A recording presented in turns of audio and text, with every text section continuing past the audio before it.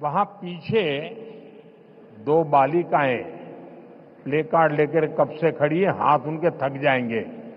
मैं सिक्योरिटी के लोगों से कहूंगा कि वो लेकर के, शायद मेरे लिए लेके आई है, वो लेकर के मुझे दे दीजिए और आपका जो कुछ भी मैसेज होगा मैं उसको बड़ी गंभीरता से लूंगा।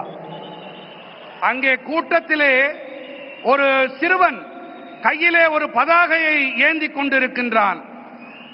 அந்த குழந்தையிடமிருந்து பாதுகாப்பு அமைப்பைச் சேர்ந்தவர்கள் அவர்கள் அந்த பதாகையை வாங்கி கொண்டு வாருங்கள். கண்ணா, அதுல என்ன எழுதியிருக்கோ அதை நான் சீரியஸா எடுத்துக்கிறேன், அதை கருத்துல கொள்றேன் அப்படிங்கறத நான் தெரிவிச்சுக்கிறேன். उसको जरा कलेक्ट करके मेरे पास पहुंचा दीजिए. அதை யாராவது கொஞ்சம் சேகரிச்சுட்டு இங்க கொண்டு வாங்க. साथियों, थैंक यू बेटा, आप कब से हाथ ऊपर करके खड़े थे. साथियों, கண்ணா ரொம்ப நேரமா கைய அதை தூக்கிட்டே நின்னுட்டு இருந்த, ரொம்ப ரொம்ப நன்றி உனக்கு.